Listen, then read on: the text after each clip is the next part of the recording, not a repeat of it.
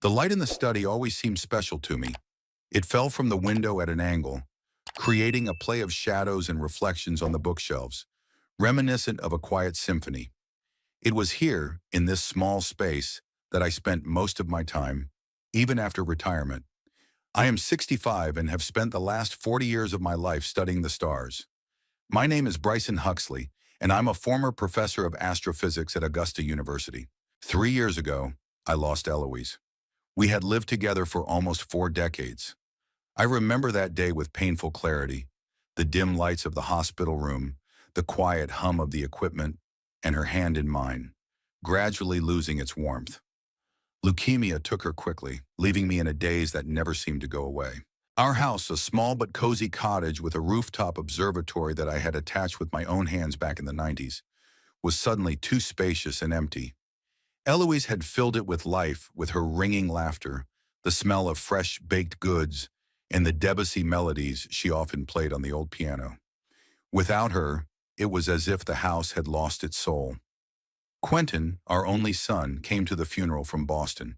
By then he was 35, working as a financial analyst for a large company, and had been married to Vivian Trist for a year. I'd always thought my science was foreign to him. Quentin had chosen the world of numbers and profits, so far removed from constellations and quasars. Perhaps that was the first crack in our relationship. "Dad, you can't stay here alone," he said then, sitting with me in my office after the farewell ceremony. "Sell the house and move to Augusta. I got a new job there, and Vivian and I just bought a bigger house." I looked at his face, so similar to mine as a young man, but with Eloise's features in the curve of his lips and the shape of his eyes, and saw genuine concern. He was worried about me, and it touched my heart. "I need time, son," I answered then. "This house is full of memories." Quentin nodded, but he kept calling periodically, insisting that I move. After 6 months, I gave up. Maybe he was right. It was really getting hard for me to take care of the house. Besides, the idea of being closer to the only family I had left seemed like the right thing to do. I sold our cottage, leaving only the most valuable things: books, the telescope Eloise had given me for our 20th wedding anniversary, and the box of her letters. Quentin and Vivian's home in Augusta was exactly as I had envisioned: modern, spacious, and minimalist in design. My son has always liked clean lines and functionality, nothing too much. Vivian greeted me with a smile that didn't reach my eyes. "Welcome, Mr. Huxley," she said, hugging me lightly. She smelled of expensive perfume and cold. "Please, call me Bryson," I smiled back, trying to be polite. "We're family after all." She nodded, but I could see her shoulders tense. I was assigned a room on the first floor, small but bright, with windows to the garden.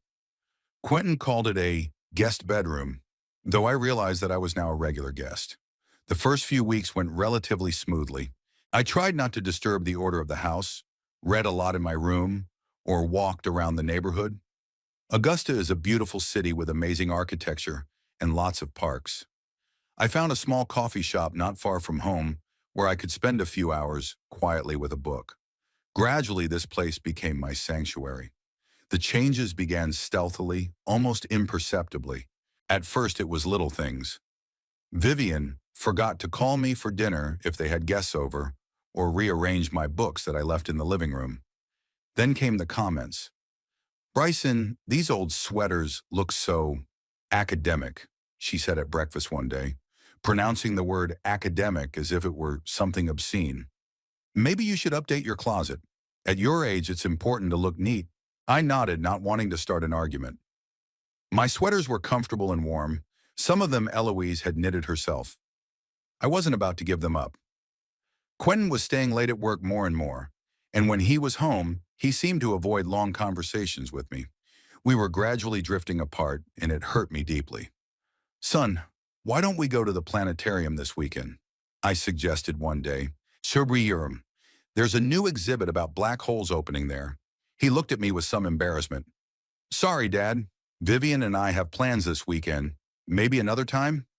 That another time never came. 3 months after I moved in, I noticed Vivian talking to her mother on the phone in the kitchen, unaware that I had entered the house. "Dash dot, and is always talking about her stars and theories," she complained. "Ah, Quentin is too soft on him." I realize he lost his wife, but we're not an almshouse. Do you know how much he spends on his scientific journals? And his pension is ridiculous. Professors, too. I quietly walked out, preferring not to hear the rest. My heart clenched at the realization that for Vivian, I was just a financial burden. Perhaps for Quentin, too? I lay awake for a long time that night, thinking about the situation. I could have rented a small apartment on my pension. It wasn't as small as Vivian thought, but it was the thought of Quentin that stopped me. Despite the growing distance between us, he was my only son, my blood. To leave his house would be to admit the final defeat of our relationship. The decision came unexpectedly and from a completely different direction. In the morning, a letter from Cosmos Science, a publisher specializing in scientific literature, appeared in my email inbox. Dear Professor, Huxley, it is our great pleasure to inform you that your manuscript, The Life Cycle of Neutron Stars, A New Look, has been approved by our editorial board for publication. Moreover, the Ellington Foundation for the Advancement of Science has awarded a special grant to publish your work with full illustrative material. In view of the considerable interest in your research, we are prepared to offer you a contract with an author's fee of $45,000 with the possibility of additional payments based on sales. Please contact us to discuss the details. I reread the letter 3 times, not believing my eyes. I had sent this manuscript while Eloise was still alive, almost 2 years ago, and had almost forgotten about it. It was my life's work, the result of 30 years of research and observation. $45,000 was a sum far beyond my expectations. I had never chased after money. Science had always been a vocation for me, not a way to make money. But now, looking at the figures in the letter, I felt a surge of confidence for the first time in a long time. That same day, I called the publisher and confirmed my agreement. My editor, an energetic woman named Lindsay, said the contract would be ready in a week, and the first installment of royalties would be in my account within a month. Professor Huxley, your work is phenomenal, she said. Our reviewers are thrilled with your methodology. You've made a breakthrough in understanding the processes inside neutron stars. Her words warmed my heart. After months spent in a house where my knowledge and experience were devalued, the recognition of professional merit was a balm to my wounded soul. Returning home after the walk during which I made this call, I found Vivian in the living room. She was flipping through some glossy magazine, and when she spotted me, she puckered her lips slightly. Bryson, would you mind not leaving your slippers in the hallway?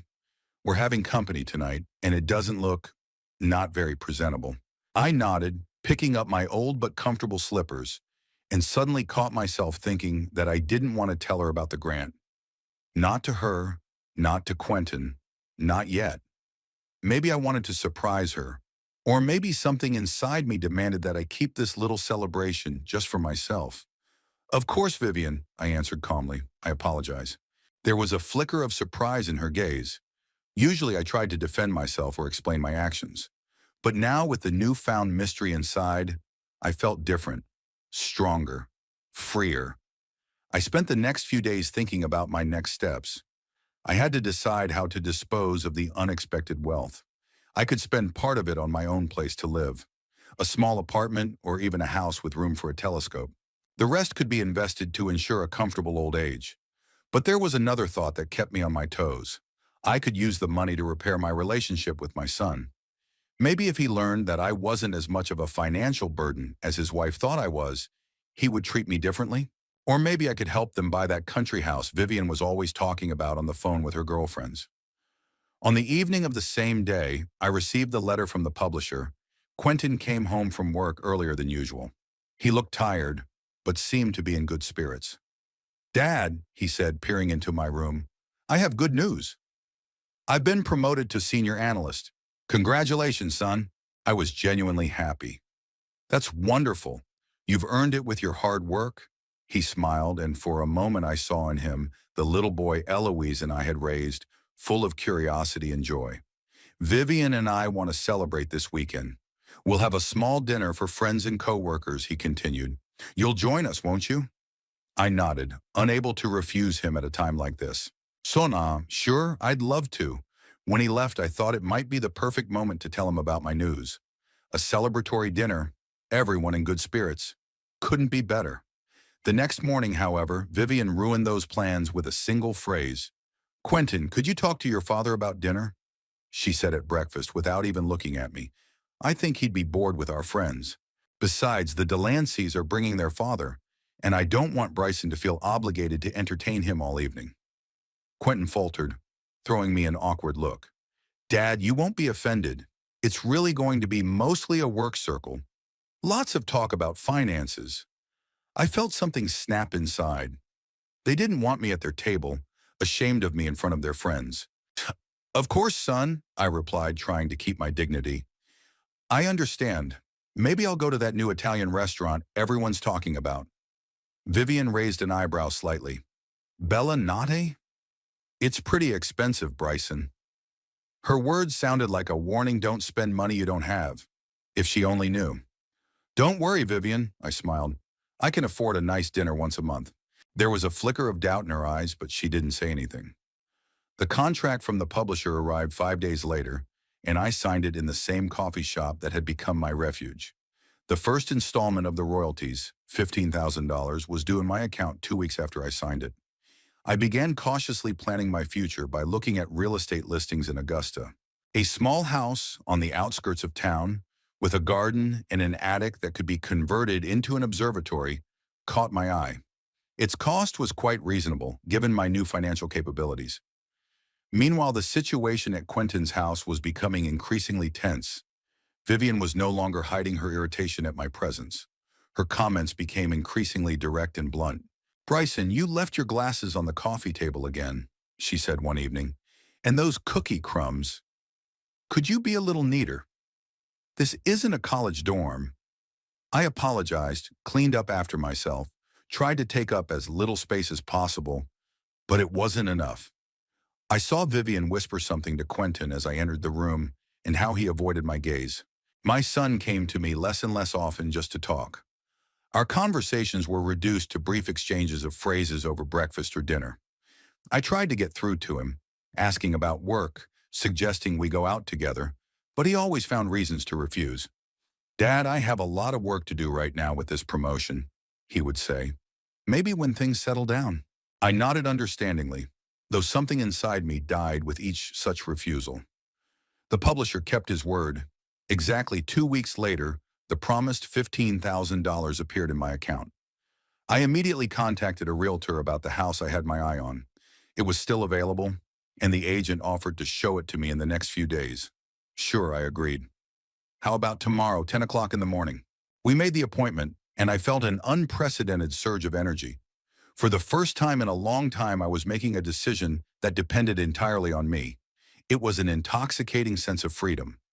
That evening, Vivian invited her friend Heather, a loud woman with a harsh laugh and a habit of talking about people in the third person, even when they were in the same room, to dinner.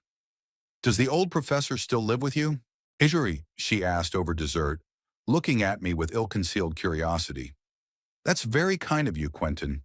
My sister put my father-in-law in a nursing home right after my mother-in-law died. Said she couldn't stand his constant talk of fishing and war traumas." Vivian smiled strainedly. "Yes, Quentin is very attached to his father. Admittedly, it can sometimes be difficult combining different generations under one roof." I finished my piece of pie in silence, feeling the eyes of both women on me. Quentin looked uncomfortable, but said nothing in my defense. That night, lying in bed, I thought about the house I was going to look at the next day. If it turned out to be suitable, I could move in a month or two. A fresh start, without those humiliating looks and comments. But what about Quentin? Would I be able to just walk away, knowing that it could permanently ruin our relationship? On the other hand, what exactly was I trying to save? A relationship that only existed in my imagination? As I fell asleep, I decided I wouldn't jump to conclusions. First, I'd look at the house, then I'd think about the right thing to do. Maybe I should try again, to tell Quentin the truth about my new financial situation, to offer help, to try to build a new foundation for our relationship. The morning after I'd been introduced to the house started as usual. I was making myself some oatmeal in the kitchen when Vivian came downstairs in a silk robe and with a sleep mask raised on her forehead. "Bryson," she grumbled defiantly, "you're taking up the whole kitchen again. I told you to eat breakfast after 9 when Quentin and I were leaving." I apologize. I tried to make my portion more compact on the table. I thought it was Saturday and you... I have a brunch with my friends at the Golden Vine. She opened the refrigerator and grudgingly examined the contents. And who drank the last orange juice? I wanted to say that I'd seen Quentin finish it last night, but I decided not to say anything. These little conflicts were becoming more and more frequent. Innocuous little things turned into occasions to express irritation. Vivian slammed the refrigerator door shut harder than necessary. You know, Bryson, if you want something special, you can write it down on a shopping list or purchase it yourself. Her words made it sound like I was a freeloader, even though I'd offered to pay part of the grocery cost from the beginning. But Quentin had always refused. I didn't drink the juice, Vivian, I replied calmly, but I can go to the store and buy a new one. Don't bother, she took the bottle of mineral water. By the way, Mom is asking when you plan to get your own place. I froze with a spoonful of oatmeal halfway to my mouth. So they were discussing me with her mother. I thought Quentin had suggested I live here. Of course, she smiled strained. But it's a temporary solution, isn't it? Most people your age are more comfortable around their peers. There are wonderful senior citizen complexes. Nursing homes. She was talking about nursing homes. I'm still quite independent, Vivian. My voice sounded firmer than I expected. And I prefer to live independently. On a professor's pension? Her eyebrows raised ironically. Be realistic, Bryson. Quentin showed me your paperwork when we were doing the insurance. With that kind of income, you can't even afford a decent studio in a safe neighborhood. The thought of them discussing my finances behind my back was unpleasant, but I held back. I have savings, I answered simply. Vivian let out a short laugh. The savings of an astrophysics professor from a provincial university? Let me doubt that. At that moment, Quentin entered the kitchen, still sleepy, in his homemade pants and t-shirt. Good morning, he reached for the coffee maker. What are you two talking about? Your wife is wondering about my plans for independent living. I got up to wash the dishes. Quentin froze, casting a quick glance at Vivian. Dad, we talked about this. You can live with us as long as you need to. Of course, dear. Vivian kissed him lightly on the cheek.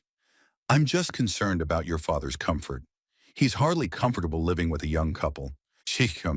I am quite comfortable, I objected. But if my presence is an inconvenience?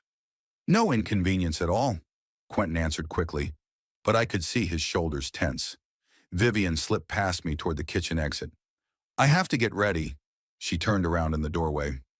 By the way, Quentin, don't forget, we're having dinner with Delancey tonight. And Bryson, maybe you should have dinner in your room.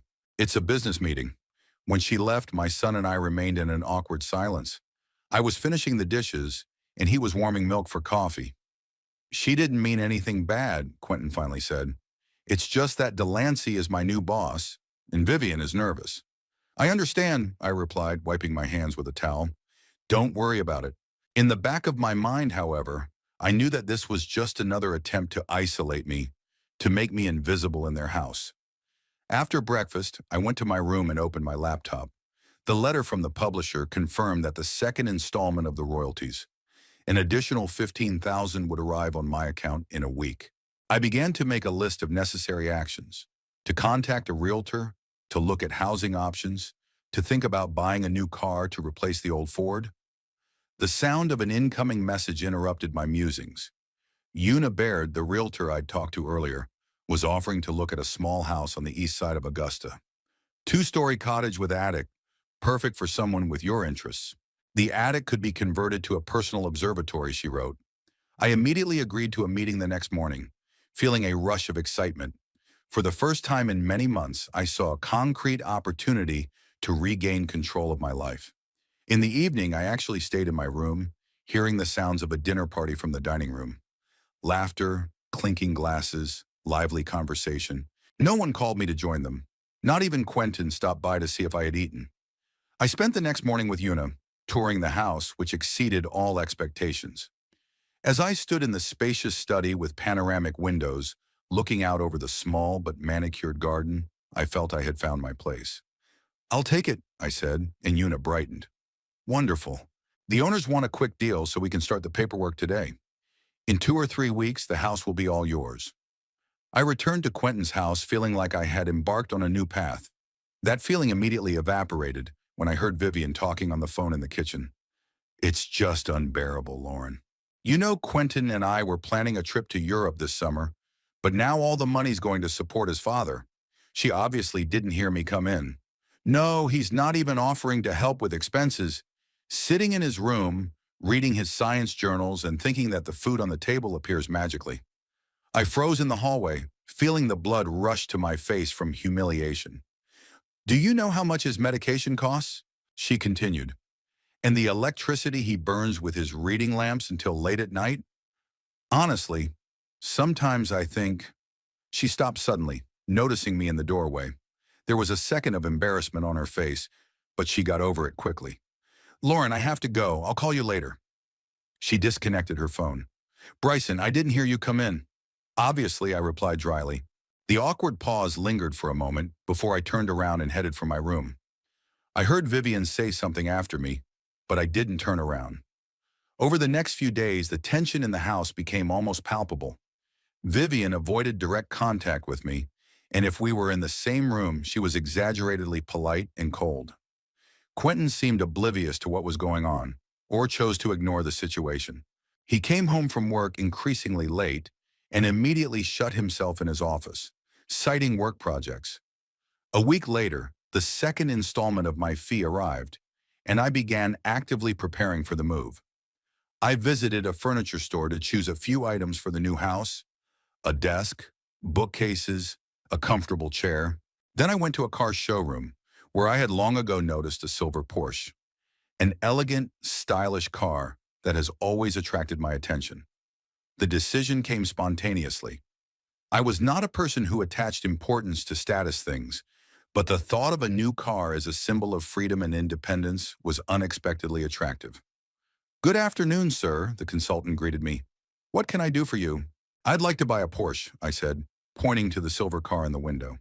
The consultant raised an eyebrow slightly, and I understood his thoughts.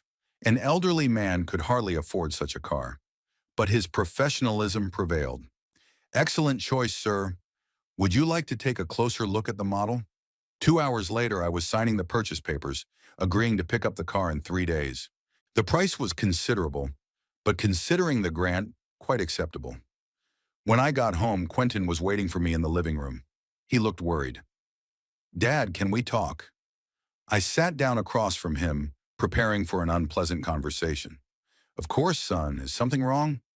Vivian mentioned that you had a unpleasant moment the other day. He was awkwardly choosing his words. She's worried that you misunderstood her conversation with her friend. I looked at my son, trying to see him as the boy Eloise and I had raised, the one who came to me with questions about the stars and the universe. Somewhere deep inside this grown man, whose face was now awkward and embarrassed, there must still be that inquisitive child. Quentin, I said calmly, you don't have to justify your wife. I have understood everything perfectly, and I have made a decision. What decision? His eyes widened with alarm. I found a house and I'll move soon, I answered. The paperwork is already in process. He looked stunned. A house? But how? With what money? I explained the grant and the publishing contract, leaving out the exact amount and the purchase of the Porsche. Quentin listened with increasing amazement. Why didn't you say something earlier? He asked when I had finished. I wanted to surprise him, I answered honestly, and then it became obvious that my presence here was unwelcome. That's not true, he quickly objected. You're my father, and your place is... Quentin, I interrupted him gently. We both know that the situation has become tense. I don't blame Vivian. She's a young woman who wants to build her life without the burden of an elderly relative. I understand that. He looked ashamed, but didn't argue. We both knew the truth. When do you plan to move? He asked after a pause. As soon as the papers are ready, in 2 or 3 weeks. That evening, Vivian hosted a dinner for her girlfriends, and I heard them talking about me. Unaware that I had come home early and was in the next room. Oh, and imagine he keeps his late wife's old sweaters in the room. Vivian's voice sounded mocking. They're in a special box, wrapped in paper, like heirlooms.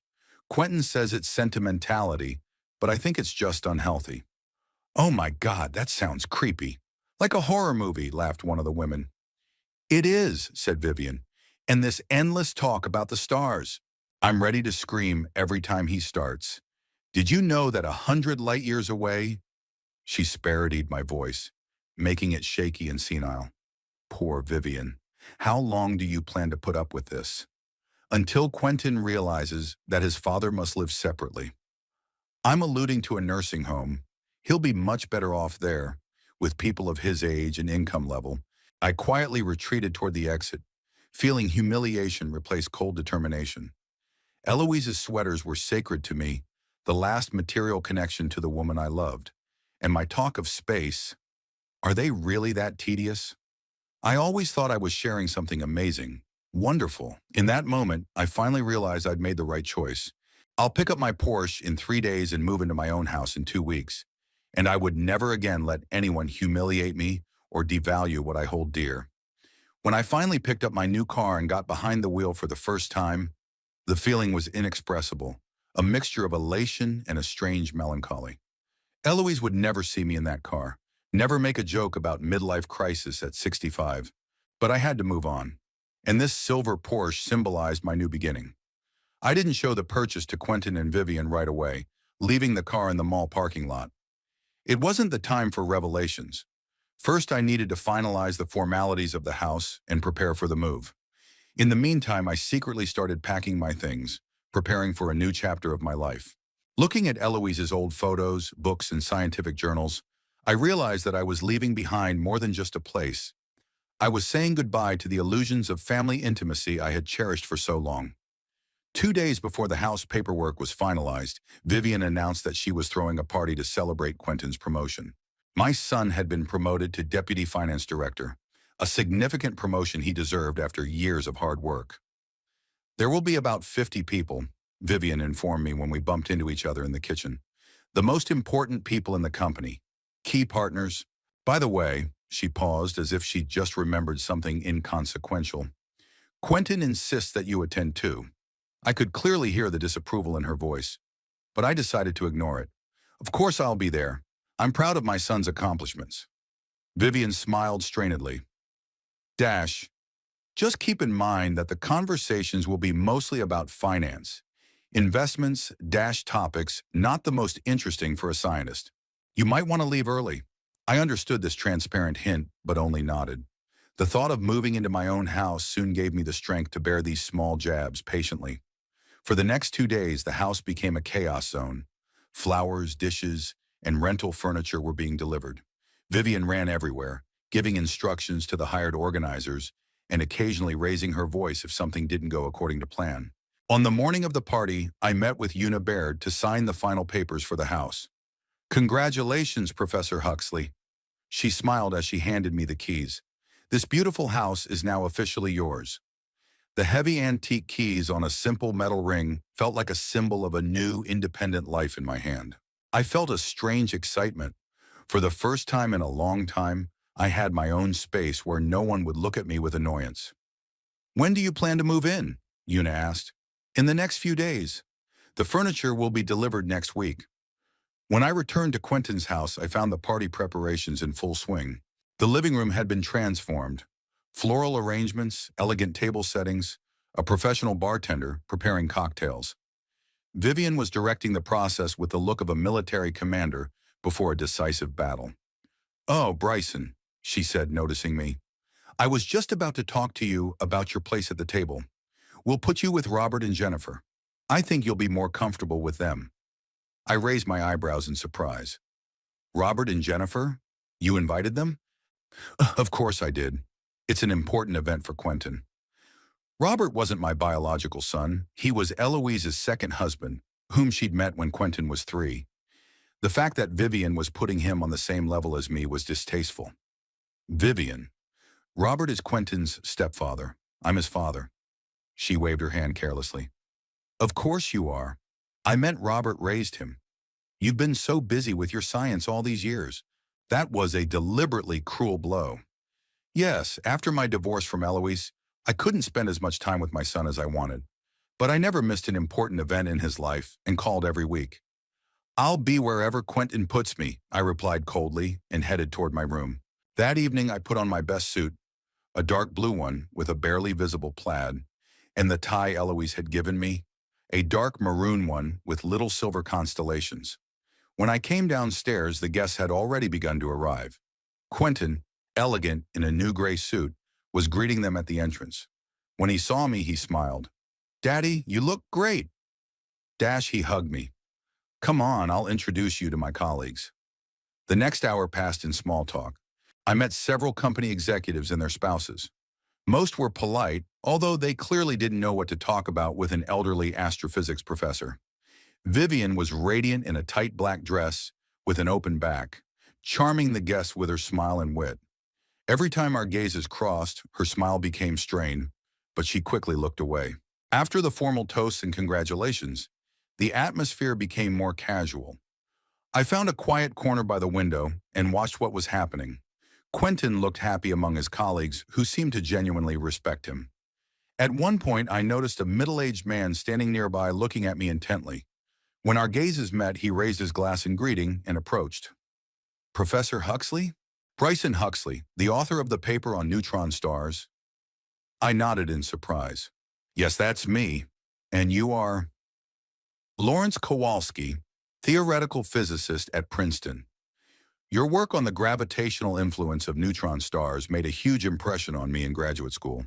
It was an unexpected pleasure to meet someone familiar with my scientific work at my son's financial party." "A pleasure, Dr. Kowalski. What brings you here?" "My wife is general counsel for the company. I'm just a chaperone. But when I saw your name on the guest list, I was delighted to meet you."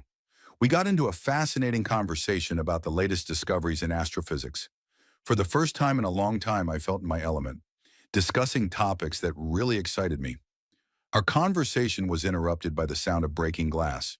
Turning around, I saw Vivian with the shards of glass at her feet. She looked confused, her cheeks flaming. Quentin stood nearby with an expression of anger and embarrassment.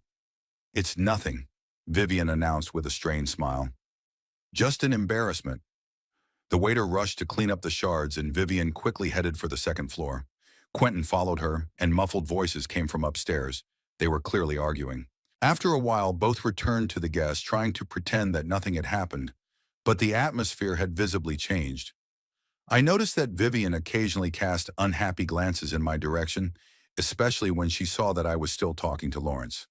At one point, she came over to us, holding a glass of champagne. "Dr. Kowalski," she smiled sweetly. "Your wife is looking for you. I think she wants to introduce you to someone important." Lawrence apologized and stepped away, leaving me alone with Vivian. Her smile disappeared instantly. "You've been monopolizing the attention of one of the most important guests all evening," she said with irritation, "while Quentin is trying to impress his wife, who can help him with his new project." "We were just talking about science," I replied calmly. Lawrence approached me on her own. "Of course," she rolled her eyes. "Everything always revolves around you and your stars, doesn't it? Even at your son's achievement party, you managed to draw attention to yourself." Her words were unfair and hurt me. I'd never sought to be the center of attention, especially at Quentin's expense. "You're wrong," I said. "I'm proud of my son's accomplishments, and I would never—" "Oh, please," she waved her hand. "Spare me the righteous nonsense. You've always considered his career beneath your so-called scientific work. Endless articles about stars that no one wants." I felt the blood rush to my face. "Vivian, I realize you don't approve of my being here, but let's not ruin Quentin's evening." "Oh, so now you care about Quentin's feelings?" Her voice grew louder, attracting the attention of the nearest guests. "Where was that concern when you were missing his school performances because of your conferences?" Quentin, hearing his wife's raised voice, turned in our direction. "Vivian, please." I tried to calm her down. "Let's discuss this later." "No!" She was almost shouting now, as the music began to fade and the guests turned toward us. "I have tolerated your presence in my house for years, your arrogant looks. Do you think I don't see the way you look at me? Thinking me not good enough for your son?" Quentin came quickly toward us. "Vivian, what's going on?" "What is happening," she turned to him, "is that I can no longer tolerate your father in our home. He looks down on me, criticizes everything I do, and thinks he knows best because he studies some star." "I never criticized you," I tried to object. but she wouldn't listen. You keep reminding everyone how smart and educated you are. She turned to me, her eyes glittering with rage. But in reality, you're just a pathetic old man who hasn't been able to accomplish anything of substance. Your research is of no use to anyone. You only live in our house because you don't have money for even the most modest apartment. There was complete silence in the room. All eyes were on us. Vivian, please, Quentin whispered. The guests? To hell with the guests. She pulled her hand away. I can't take it anymore. I want him out of our house. Now. You can't just kick my father out, Quentin objected, but his voice sounded uncertain. No? Look, Vivian turned to me. Get out of my house, you pauper. I won't tolerate you here a minute longer. She grabbed my jacket, which was hanging on the back of the chair, and threw it in my face. Then she ran to the table in the hall where my glasses and book were and threw them on the floor. Vivian, stop! Quentin tried to hold her back, but she broke free. No, let her get her stuff and leave. She headed for the stairs. I'll pack up all his stuff right now. The guests stood in shock, not knowing how to react. Some awkwardly averted their eyes, some whispered. Others openly watched the scandal. I slowly picked up my jacket, my glasses, and my book. The humiliation was so intense that I could hardly breathe. But in a strange way, I was also relieved, as if something long held inside had finally broken through. Quentin, I said quietly, I'm sorry about the incident. I didn't mean to spoil your evening. My son stood before me with an expression of shame and confusion. Dad, please don't go off like that. She didn't mean it. She was just upset and had too much to drink. She did, Vivian shouted from upstairs. Every word of it. And if you're a man, Quentin, you'll support your wife, not that loser. I looked at my son, expecting him to rise to my defense, to tell Vivian that she had gone too far. But he remained silent, eyes downcast, unable to bear my gaze. It's okay, I said finally. I'm leaving. Where are you going to go? Quentin asked anxiously. I have a place, I answered simply. Don't worry about me. At that moment, Vivian appeared upstairs with an armful of my clothes. Shirts, pants, sweaters. She started throwing them down the hall as if she were getting rid of trash. Here, take your clothes and get out of here. Dash, she yelled. And don't come back. I didn't pick up the scattered clothes. Instead, I turned to the guests and said with dignity, I apologize for this unpleasant sight. I congratulate Quentin on his promotion. He really deserves to succeed. Then I headed for the exit, feeling the stares of dozens of people. Among them, I noticed Lawrence, who looked at me with sympathy, and Robert and Jennifer, whose faces expressed shock and embarrassment. Stepping outside, I took a deep breath of the cool evening air. My car, a new Porsche, was parked a few blocks away in a mall parking lot. I decided to walk to calm myself down. Looking back at the house where lights streamed from the windows and music played again, as if nothing had happened, I felt a strange mix of emotions. Pain from the public humiliation, bitterness at the silence of a son who hadn't stood up for me, but also relief, no longer having to pretend I was part of a family that had long ago rejected me. Reaching the car, I got behind the wheel and just sat in silence for a while, then headed toward a small but respectable hotel in downtown Augusta that I had noticed a few days ago. Checking in at the front desk, I felt strangely calm. I didn't even have a toothbrush with me, but that seemed inconsequential. The important thing was that I had a new home, keys in my pocket, a car in the parking lot, and enough money to make a fresh start. Walking up to the room overlooking the city at night, I sat in the chair by the window and pulled out my phone. There were no missed calls from Quentin. Maybe he was too busy calming down the guests and Vivian, or maybe he just didn't know what to say. Instead of wallowing in self-pity, I opened my email and wrote to the furniture store, confirming next-day delivery. Then contacted Una to inform her of my intention to move in earlier than planned. Her reply came almost instantly. The house is completely ready for you to move in. All utilities are connected. If you need any help moving in, let me know. I leaned back in my chair, looking out at the lights of the city. This evening, as humiliating as it had been, was the point of no return. Tomorrow I would begin a new chapter of my life, without toxic relationships, without having to constantly apologize for my existence. I've already imagined setting up an office in my new home, installing a telescope in the attic, enjoying the peace and quiet of reading my favorite books by the fireplace. And perhaps I would continue working on a new scientific paper, an idea that had been brewing in my head for a long time, but had not found an outlet in the tense atmosphere of Quentin's house. The phone vibrated, a message from an unfamiliar number. Professor Huxley, this is Lawrence Kowalski. I got your number from the organizers. I wanted to express my regret about today's incident. If you need any help, feel free to get in touch. It would be great to continue our conversation about neutron stars in a more relaxed environment. This unexpected encouragement from a fellow scientist touched me. I responded by thanking him for his concern and agreeing to a meeting in the coming days. I went to bed with the feeling that despite the dramatic events of the evening, tomorrow would be a day when I would finally gain independence and return to a life that brings me joy and fulfillment. I apologize for the misunderstanding. I continued from Chapter 5 when you pointed out an error in Chapter 4, where I mentioned a visit from my son that was not in the plan. I will now rewrite Chapter 4 according to the plan, without Quentin's visit.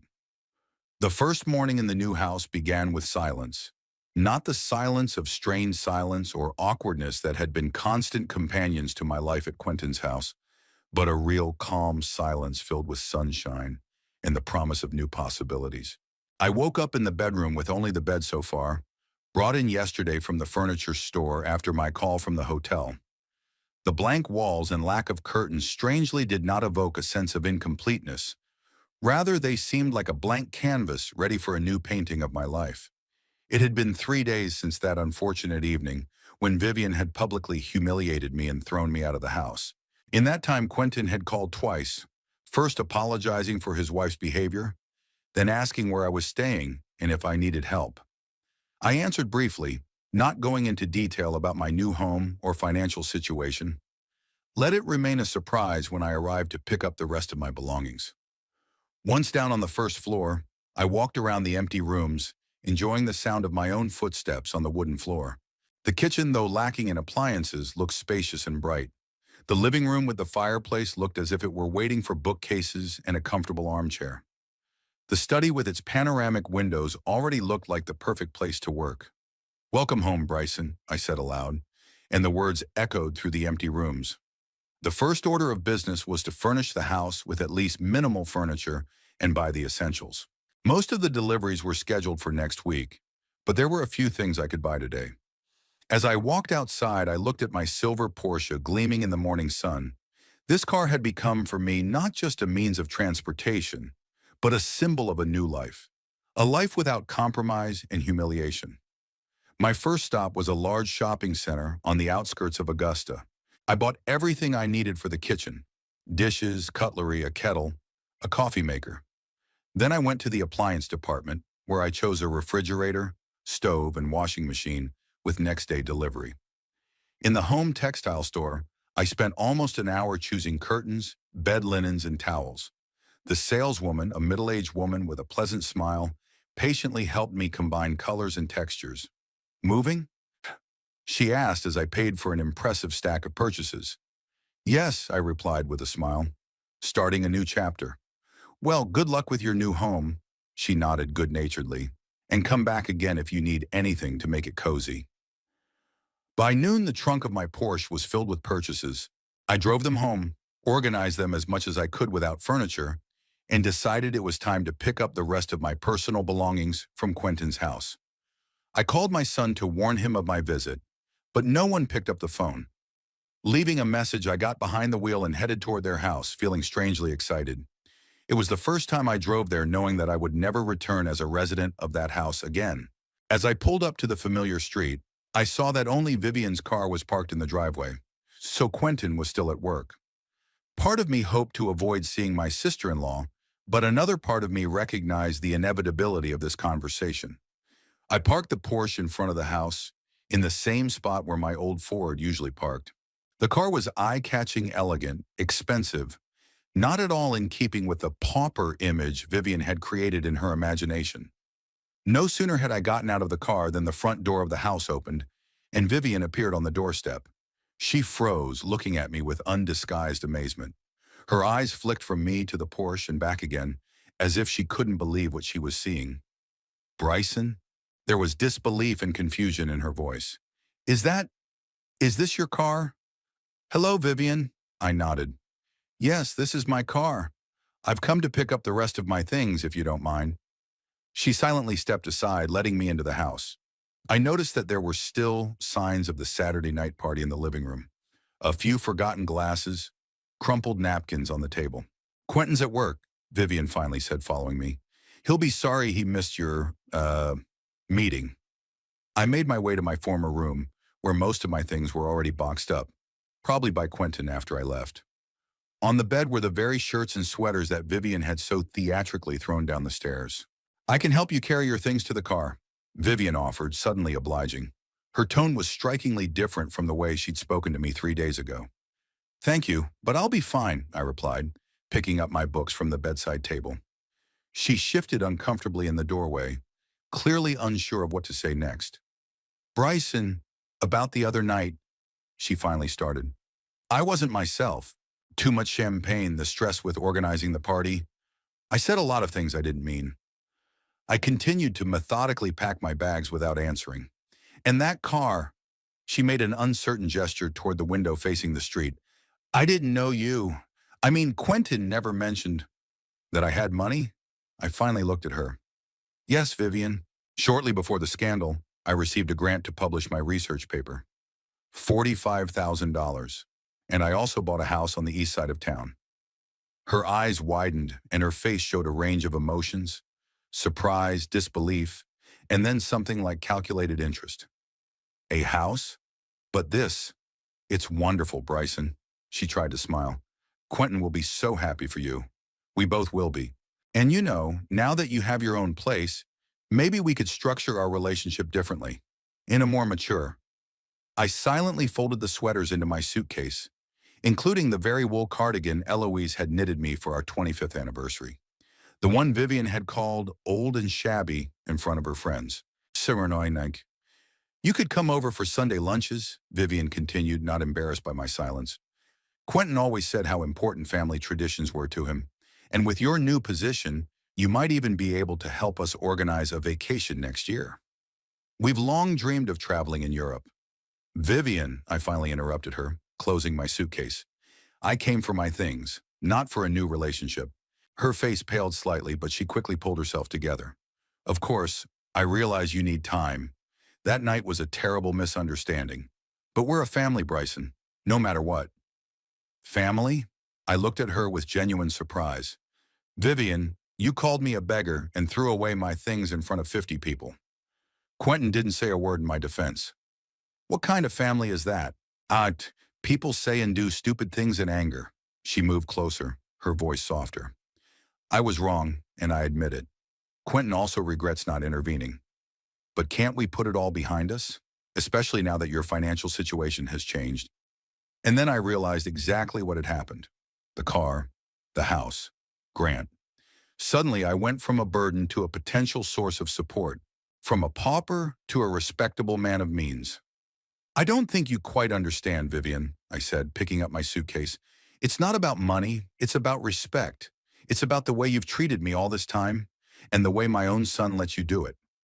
I walked past her to the door, but she blocked me. Bryson, please, let's not jump to conclusions, she said, a note of desperation in her voice. Think about Quentin. He loves you. He just doesn't always know how to show it. And I appreciate you too, I really do. It's just that living with relatives under the same roof can be difficult, you know?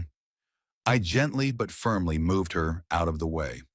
Yes, Vivian, I realize that very well now. That's why I bought my own house. As I walked down to the living room, I noticed a family photo on the mantelpiece. Eloise, me and little Quentin on a picnic in the park. We were all smiling, happy, and carefree. I took the picture and put it in my jacket pocket. You can't just take it and leave. Vivian followed me, her voice growing more and more strained. What am I going to tell Quentin? He'd be upset if he knew you were here and he couldn't talk to you. Tell him the truth, I stopped at the door. That I came to get my things and left. If he wants to talk, he knows my phone number. Stepping outside, I loaded my suitcase into the trunk of the Porsche. Vivian stood on the doorstep, her face a mixture of disbelief, anger, and perhaps the realization that she had made an irreparable mistake. "You're going to regret this," she said as I got behind the wheel. "Quentin is your only son. You can't just cut him out of your life." "I'm not cutting Quentin out," I replied as I started the engine. "I'm cutting out a toxic relationship. There's a difference." I pulled into the driveway, casting one last glance in the rearview mirror. Vivian was still standing on the doorstep, her figure growing smaller as the distance between us increased. It was symbolic. The past was shrinking, making room for the future. Back home, now I could really call this place home, I laid out the things I had brought. I put the picture of Eloise and Quentin on the windowsill in the bedroom. I hung suits and shirts in the closet, gently stacked the sweaters in the dresser that had been delivered in the morning. In the evening, as I was getting ready for bed, the phone rang. Quentin's name popped up on the screen. "Here, Dad," his voice sounded excited. "Vivian said you came by today, in a Porsche, and that you have a house." "Yes, son, it's true." I sat down on the edge of the bed. "I got a grant to publish my research paper, and I've decided it's time to start a new life." "Why didn't you tell me this before?" I could hear the hurt and bewilderment in his voice. "Would you have listened?" I asked simply. "You haven't shown much interest in my life or work over the past year." There was a heavy pause on the other end of the line. "Yeah, I've been busy, Dad.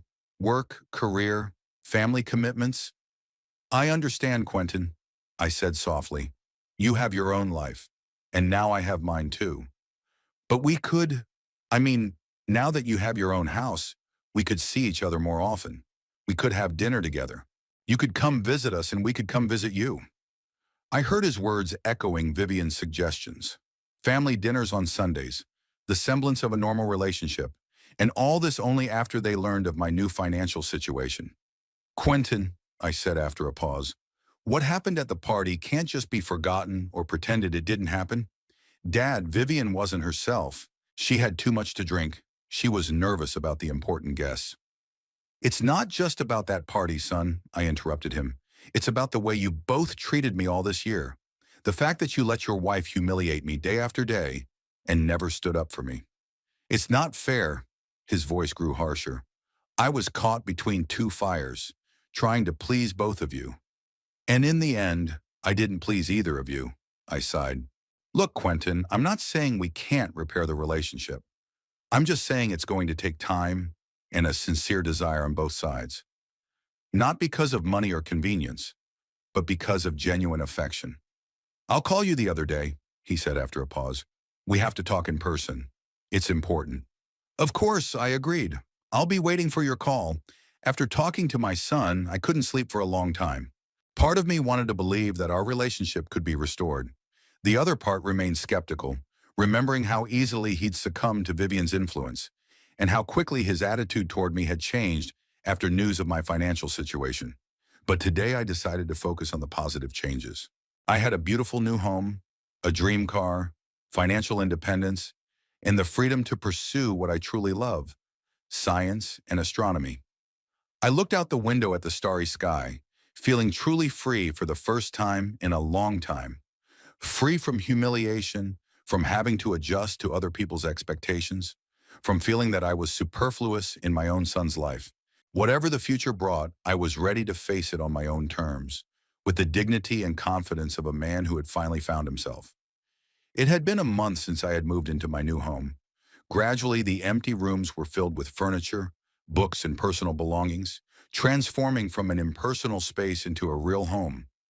Every morning I woke up with a sense of freedom and peace that I had not experienced in a long time.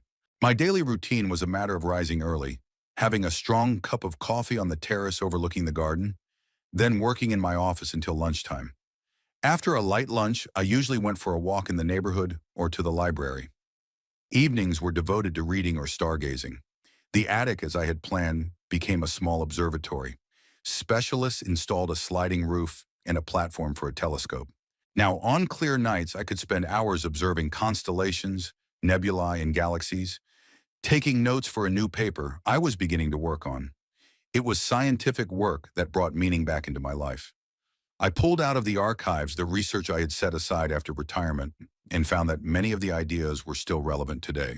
New data from the LIGO and Virgo gravitational observatories were confirming some of my theories about the nature of collapsing neutron stars. Checking my email one morning, I found an email from Lawrence Kowalski, a Princeton physicist whom I had met at that ill-fated party at Quentin's. Dear Professor Huxley, I hope you are doing well. I've been keeping up with our interrupted discussions on gravitational waves. I recently came across your paper from 20 years ago, where you predicted exactly the pattern of oscillations that modern detectors have detected. This is a remarkable foresight. I would be glad to discuss with you the possibility of working with you on a new publication combining your theoretical model and the latest experimental data. Sincerely, Lawrence Kowalski. The letter took me by surprise. After so many years of neglect of my scientific work by Vivian and even Quentin, recognition from a colleague was especially valuable. I responded immediately, offering to meet soon. 2 days later, Lawrence came to see me. When he entered my office, his eyes widened with surprise. "Now, this is impressive, Professor Huxley," he said, looking at the bookshelves filled with scientific papers, a veritable temple of astrophysics. I smiled, feeling a surge of pride in my new space. "Thank you, Lawrence. And please call me Bryson. We're co-workers." The next few hours flew by. We discussed the gravitational observations, compared them with my theoretical calculations, and sketched out the outline of a future paper. Lawrence, 20 years younger, had an energy and enthusiasm that infected me. "You know, Bryson," he said when we took a tea break, "there's a group of theorists at Princeton working on similar problems. They'd love the opportunity to meet you. Perhaps you'd be willing to give a lecture." The offer was unexpected but tempting. I had given my last public lecture before I retired, and the thought of returning to academia was a thrill. "I would love to," I agreed. "When are you thinking of organizing this?" "How about next month? We're having a symposium on gravitational astrophysics. Your presentation could be one of the keynotes." And so began my return to the scientific community. Work on the paper with Lawrence progressed quickly, and within 2 weeks we had a first draft ready. At the same time, I was preparing for the lecture, reviewing recent research and updating my knowledge in a field that had advanced significantly in recent years. Around this time, the calls from Quentin began. At first, just short conversations. How I was settling in, whether everything was okay with the house, whether I needed help. Then invitations to dinner, family get-togethers, weekend get-togethers. I politely declined, citing my busy scientific work. After the fourth or fifth such refusal, Quentin became more insistent. "Dad, Vivian and I really want to get back together," he said during another call. "You can't keep your distance forever." "I'm not keeping my distance, Quentin," I replied calmly. "I'm building a new life, and it's very busy right now." "Is this about that party?" Vivian apologized 100 times. She wasn't herself. She drank too much. "It's not just the party, son," I interrupted him. "It's about the year before, when you both treated me like a burden, and how dramatically your attitude changed when you found out about my financial situation." There was silence on the other end of the wire. Then Quentin said quietly, "It's not fair, Dad. Maybe it is, but that's my perception of the situation, and I'm entitled to it." After that conversation, the calls became less frequent, but they didn't stop altogether. Now Vivian herself called more often, suddenly showing interest in my scientific work, asking about the house, about plans for the future. I answered politely, but with restraint, not giving in to her attempts to get close. One day she called with an unexpected proposal. "Bryson, Quentin and I are thinking of buying a country house," she said after the usual greetings. "A small cottage in the mountains, for weekends and vacations. And we're interested in your opinion. How do you feel about joint real estate investments?" Here it is, the real reason for their sudden desire to fix things up. I almost laughed at the transparency of that attempt.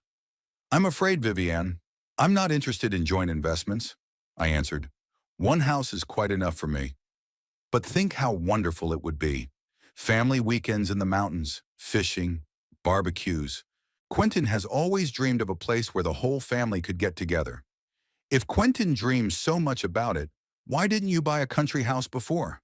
I asked bluntly. The pause dragged on, and when Vivian spoke again, her voice sounded uncertain. "Well, you know, financial circumstances. Quentin works hard, but with the mortgage on the main house and other expenses." "I understand," I interrupted her. Unfortunately, I have to end this conversation. I have a meeting with a colleague soon. As I hung up the phone, I felt a strange mixture of sadness and relief. Sadness at the realization that my relationship with my son might never be the same again. Relief that I was finally seeing the situation for what it was, without illusions. That same day, I received a pleasant message from an old colleague and friend, Nigel Parker, with whom I had worked at the university 20 years before. Nigel had found me through mutual acquaintances and invited me to dinner the following Friday. "Bryson, it's been ages," he exclaimed when we met at a small Italian restaurant in downtown Augusta. "You haven't changed at all."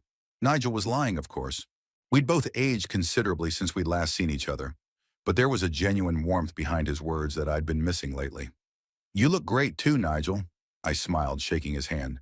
"How is the department?" "Oh, a lot has changed. New dean, new programs.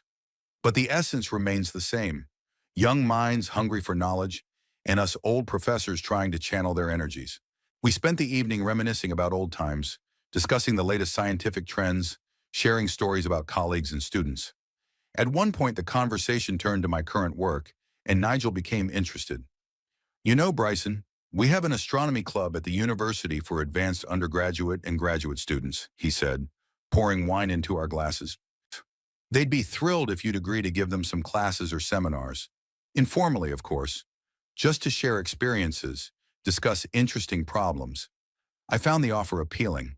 I've always loved working with students, their fresh perspective on familiar problems, their enthusiasm and creativity. "It would be a pleasure, Nigel," I agreed. "When do they usually meet?" "Sure, Tuesdays, 7 o'clock in the evening, in the observatory on the roof of the physics department. It's not very impressive by modern standards, but it's adequate for teaching purposes. Until next Tuesday, then. I owe you a lecture on gravitational waves and neutron stars." Nigel glowed. "Great. I'll warn the boys. They'll be thrilled." The following week, I returned to the university for the first time in many years. As I entered the physics department building, I felt a rush of nostalgia. The same corridors, the same smell of chalk and books, the same portraits of great physicists on the walls. Climbing to the roof, I found a group of 15 young people discussing something animatedly at the telescope. And here is our guest today. Nigel introduced me. Professor Bryson Huxley, one of the pioneers of the theory of gravitational waves from neutron stars. The students greeted me with applause, and in their eyes I saw genuine respect and interest. 2 hours flew by unnoticed.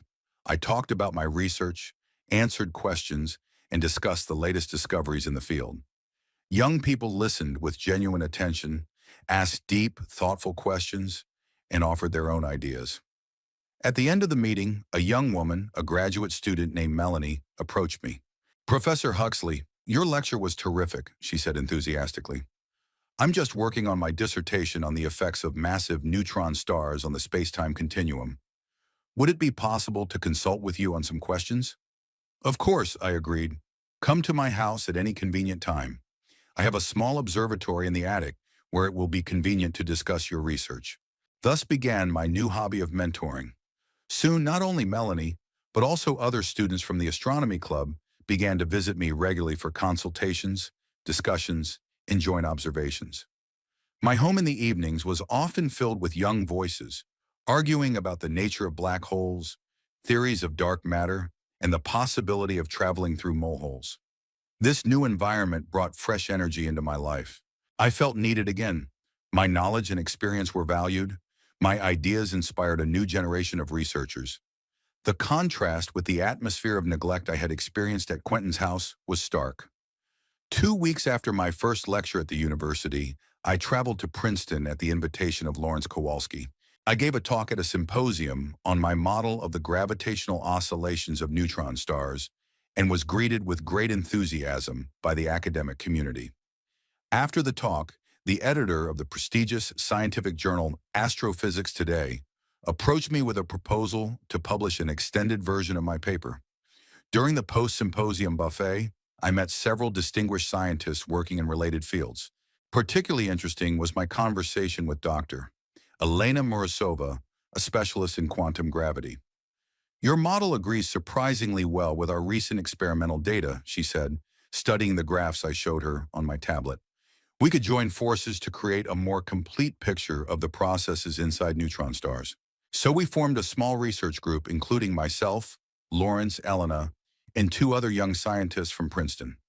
We agreed to regular video conferences and data sharing, with the prospect of a series of papers and perhaps a joint monograph. Returning to Augusta, I felt renewed. My research career, which I thought was complete upon retirement, had taken an unexpected and exciting new turn. I immersed myself in my work, spending my days doing calculations and modeling, my evenings observing in my home observatory, or advising students. In this new busy life, calls from Quentin and Vivian felt like interference from another distant world. I still answered politely but briefly, not allowing myself to be drawn into their dramas or financial schemes. One day, about 2 months after I moved in, Quentin arrived unannounced. I was just working in the garden, planting roses, a new hobby I'd recently discovered. "Dad," he said as he got out of the car, "we need to have a serious talk." I straightened up, shaking the earth off my hands. "Hello, Quentin. What's wrong? You've been avoiding us, turning down all our invitations. You didn't even show up to Vivian's birthday party last week." "I sent her a birthday card and a gift," I reminded her. "And I had an important video conference with my colleagues at Princeton that night." "There's always an excuse." He shook his head. "Dad, we're family. I'm your only son. You can't just cut us out of your life." I invited him into the house, offered him tea. We sat down in the living room, and for the first time I noticed how tense and tired my son looked. "Quentin, I'm not cutting you out of my life," I said calmly. "But I have built a new life that doesn't revolve around you and Vivian. I have a job, colleagues, students, my own interests." "Vivian thinks you're still mad about that night." He didn't look me in the eye. "Ikram, she really regrets what she said." "I believe she does," I nodded. "But it's not about resentment or anger. It's just that now I see your relationship with me for what it really is." "And what do you think they are?" There was a challenge in his voice. "Dash conditional," I answered simply. "When I was a pauper, as your wife put it, you barely tolerated me. Now that I have money, you suddenly want to mend relationships? Especially when it comes to joint investments or financial assistance?" Quentin jumped up, his face reddening with anger. "That's not true. We've always taken care of you. I invited you to live with us when you were alone. And let your wife humiliate me day after day." I remained calm. "I didn't stand up for me when she insulted my work, my interests, even the memory of your mother." He fell silent, sinking back into his chair. We sat in silence for several minutes. "What do you want me to do?" he finally asked quietly. "To prove that I don't want your money?" "Nothing, Quentin." I looked him in the eye. "Just give me time and space. Let me live the life I want to live. If our relationship has a real foundation, it will survive this ordeal." After my son left, I stood at the window for a long time, looking out at the garden. The conversation had left a bitter aftertaste, but also a sense of clarity. I no longer felt obligated to fit into someone else's expectations or conform to someone else's ideas of how I should live my life. That evening, I had a small gathering. Nigel and his wife Margaret, some students from the astronomy club, Melanie and her supervisor. We had a barbecue in the garden, discussed the latest scientific news, argued about the possibility of finding life on exoplanets, and shared observations. Looking at these people, united by a common passion for learning, I realized that I had found my true circle of friends. People who valued me for my intelligence, experience, and knowledge, not for my financial status or family ties. To science and friendship. Nigel proclaimed a toast, raising his glass. To new discoveries. Melanie said, "Here's to new discoveries." "And here's to new beginnings at any age," I added, feeling the warmth of the realization that I had finally found my place in the world. 6 months flew by, filled with events that seemed like pipe dreams not so long ago. My life has changed so dramatically that sometimes, waking up in my cozy home, I was surprised to realize how far behind the depressed, feeling superfluous old man I was in the house of Quentin and Vivian. The paper co-authored with Lawrence Kowalski created quite a sensation in the scientific community. Our theoretical model of gravitational waves from collapsing neutron stars has been experimentally confirmed by new data from the LIGO and VIRGO observatories. This led to a flood of invitations to speak at conferences, give lectures, and give interviews to scientific journals. The first was a trip to the California Institute of Technology, where I spent a week working with a team of astrophysicists to interpret the new observations. This was followed by Tokyo, an international symposium on gravitational astronomy, where I was one of the keynote speakers. After Tokyo was Berlin, then Geneva, Cambridge. Each trip opened new horizons for me, not only scientific, but also human. I met interesting people, made new acquaintances, which gradually grew into friendship. Especially valuable for me was the friendship with Professor Elena Morozova, a specialist in quantum gravity, with whom I became acquainted while at Princeton. "Bryson, for a man of your age, you have a surprisingly flexible and open mind," she said during our work together in Geneva. Sechron, many scientists by the age of 60 are so immersed in their own theories that they become blind to new ideas. "Perhaps the secret is that I've started a new life," I replied at the time. "When you rebuild everything from scratch, you learn to look at the world with fresh eyes." Between trips, I returned to my home in Augusta, which was becoming more settled and cozy with each passing month. The garden, which I had started tending from scratch, was showing its first blossoms. The attic observatory became a place of pilgrimage for the students from the astronomical circle, to whom I regularly lectured. My scientific work was not limited to my collaboration with Lawrence. Scientists from around the world joined our small research group, and we created a virtual laboratory where we shared data and ideas. Weekly video conferences became an important part of my life, and socializing with colleagues was a source of intellectual stimulation that I had missed in recent years. The financial situation was also gratifying. In addition to the initial grant, I began to receive honoraria for lectures, articles, and consultations. This allowed me not only to live comfortably, but also to invest in new research equipment, support young scientists, and engage in philanthropy. I received occasional messages from Quentin and Vivian, birthday greetings, a Christmas card, a few calls with formal questions about my health. I answered politely but briefly, not going into the details of my new life. After that conversation in the garden, when I asked my son for time and space, he surprisingly decided to honor my request. One day, Quentin called with an unexpected question. "Dad, are you doing any investing right now?" "In what way?" I asked cautiously. "Well, are you investing money somewhere? Stocks, bonds, real estate?" I sensed a catch, but decided to answer honestly. "See, yes, I have a small investment portfolio, mostly conservative investments. Have you considered more aggressive strategies? There's an amazing opportunity in the technology sector. I'm working with a startup that's, Quentin," I interrupted him. "I prefer not to mix family and finance." There was a pause, after which my son said with barely contained irritation, "I see. You still don't trust us." "It's not about trust, son. It's just that I have my own financial advisors and my own strategy." The conversation ended on a tense note, and I didn't hear from Quentin for the next few weeks. I didn't think much of it, preoccupied with preparing for a new conference in Montreal and working on an article for a prestigious scientific journal. Montreal greeted me with a bright fall sun and a cool breeze off the St. Lawrence River. The conference on cosmology and quantum physics brought together scientists from all over the world, and my paper on the possibility of using gravitational waves to study the early stages of the formation of the universe sparked a lively discussion. After the official part, a few colleagues and I went to dinner at an old French restaurant in the city center. Elena Morozova, Lawrence Kowalski, and 3 young scientists from different universities kept me company.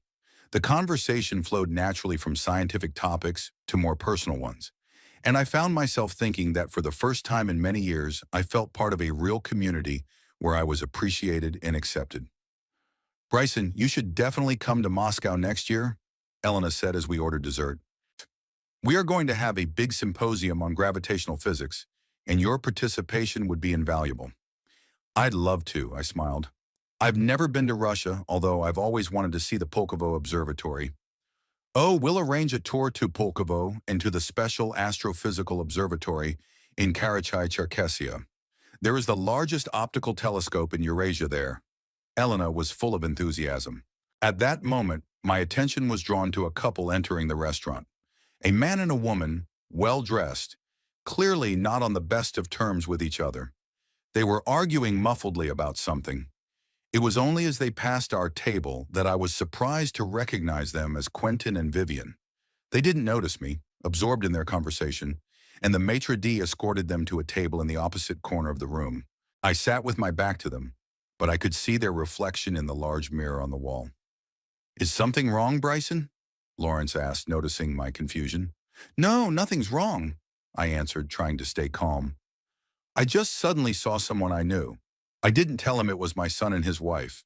I didn't want to bring personal drama into a pleasant evening with my colleagues, but out of the corner of my eye, I kept watching Quentin and Vivian in the mirror, and with each passing minute, it became more and more obvious that there was a serious conflict between them. Vivian was arguing passionately, waving her arms, and Quentin was responding with short, sharp phrases, sometimes raising his voice so high that the words debts, credit, promised, can't go on. The waiter brought them menus, and for a while they interrupted the argument by ordering. But as soon as he left, Vivian began to reprimand Quentin again, quieter now but with obvious tension.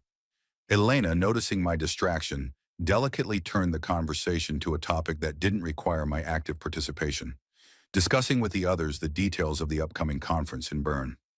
I was grateful for her tactfulness. Meanwhile, the situation at Quentin and Vivian's table was heating up. Vivian pulled out her phone, showing her husband something on the screen, but he waved it away, clearly not wanting to see it. At one point, she raised her voice, and I could clearly hear it. "If you just ask him properly, your father is literally swimming in money, traveling the world, and we have to make every cent count." "Shut up, Vivian," Quentin snapped. "I'm not begging him for money. He's made it clear that he doesn't want to mix family and finances." "Because he's a selfish old man," she exclaimed, not caring if she was overheard. "All his life he thought only of his stars, and now that he has money, he continues to ignore his own family." Quentin answered something, but quieter, and I couldn't hear. Vivian shook her head, her face contorted with anger. "Then what do you suggest? Sell the house? Declare bankruptcy? All because of your stupid pride." "It's not pride," Quentin raised his voice now. "It's self-respect. I won't ask my father to pay for your crazy spending, especially after the way you treated him." "Oh, so now it's my fault?" Vivian's voice was ringing with rage. "You weren't very protective of him when I told you what I thought. And anyway, if you hadn't insisted on inviting him to live with us..." "He's my father, Vivian, and he just lost his mom." "That was 3 years ago. How much mourning can you do?" I felt the color flooding over my face, not from embarrassment, but from realizing how toxic that family was, and how right I'd been to get out of this vicious cycle of mutual recrimination, manipulation, and disrespect. Elena noticed my condition and quietly asked, "Are you okay, Bryson? Why don't we go outside for some air?" "I'm fine," I smiled at her, just a little tired from the long day. But at that moment, Vivian suddenly stopped talking, staring in my direction. I realized that she had finally noticed me. Her face expressed first shock, then embarrassment, and finally a strange mixture of irritation and calculated interest. She leaned toward Quentin and whispered something. He turned around and our eyes met. There was such genuine shame on his face that for a moment I felt sorry for my son. But only for a moment, because immediately following the shame was an expression I knew all too well. Calculation. He was evaluating how to use this chance encounter to his advantage. Vivian started to rise, obviously intending to walk over to our table, but Quentin held her hand, saying something insistent. She reluctantly lowered herself back down, continuing to drill me with a glance across the room. "Friends," I said, turning to my colleagues, "I have a little personal matter. I'm going to have to leave you for a while." I stood up and headed for the exit, deliberately choosing a path that didn't pass Quentin and Vivian's table. But as I suspected, Quentin didn't miss the opportunity to intercept me. "Daddy!" He caught up with me at the door of the restaurant. "What an unexpected meeting. You didn't say you'd be in Montreal." "Hello, Quentin." I nodded. "I'm here for a conference." "Of course, your work?" He tried to smile, but it came out insincere. "Why don't you join us? Vivian and I are just having lunch. I'm already with company," I pointed to our table, where my colleagues were tactfully pretending not to be watching us. My physics colleagues. Oh, right, Quentin looked uncertain. Dad, now that we've met, why don't you make time tomorrow? We need to talk. About what? I asked him directly. He hesitated, clearly not expecting such a question. You know, family stuff. We haven't seen each other in a while, and you're having financial problems, which you were just arguing about with Vivian. I finished for him. Quentin turned pale. Did you hear that? It was hard not to hear. I shook my head. Quentin, I have made my position on this matter clear. I will not finance your life. But you are my father. There was a note of indignation in his voice. You travel the world, live in luxury, and you what? I interrupted. Living beyond your means? Letting Vivian spend more than you earn? It's your choice, son, and your responsibility. I saw Vivian coming toward us, and I decided it was time to end this conversation. I have to get back to my friends, I said. And you to your wife. I think you have a lot more to discuss than my wallet. Dad, please, Quentin grabbed my sleeve. We're really in a difficult situation. I invested money in a project which failed. I gently released my sleeve. I'm sorry, son, but you're a grown man, and you have to deal with your own problems. At that moment, Vivian came up, her face stretched in a fake smile. Bryson, what a surprise! She leaned over as if she was going to kiss me on the cheek, but I pulled away slightly. You look amazing. These science conferences must be good for you. Hello, Vivian, I nodded. I'm sorry, but my colleagues are waiting for me. Oh, of course, she cast a quick glance at our table. But maybe we could meet tomorrow. The three of us, there's a family matter. I'm afraid that's not possible. I shook my head. Tomorrow I have a busy schedule, and the day after tomorrow I fly out. But family is more important than work, she said, a familiar manipulative tone in her voice. Quentin misses you so much, and you're always on the road. Vivian, I looked her straight in the eye. Let's not pretend. You were both living just fine without my company until you found out about my changed financial situation. And the only reason you want a family reunion now is because of your money problems. She opened her mouth to object, but the words wouldn't come. Quentin looked like he wanted to fall through the ground. I wish you both the best, I said, softening my tone. And if you ever want to have a real, healthy relationship, one that isn't financially driven, I'd be happy to. But for now, goodbye. I turned and headed back to my table, feeling strangely light. It was as if the last thread tying me to the past had been cut. When I turned around at my table, Quentin and Vivian were still standing at the entrance, looking at me with an expression of confusion and annoyance. Is everything okay? Elena asked as I sat down in my seat.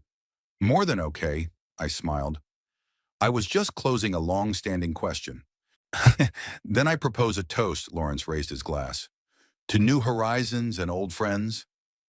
To new horizons, I echoed, feeling my heart grow warm with the realization that I was finally where I should be, with people who valued me for who I was, not what I could give them. After dinner, we decided to take a stroll around evening Montreal. As we passed Quentin and Vivian's table, I noticed that they were sitting in tense silence, not even looking at each other. Their untouched dishes were getting cold, and between them lay a piece of paper, probably the bill or credit card statement that had caused their fight. It was fresh outside, the stars shining brightly in the clear fall sky.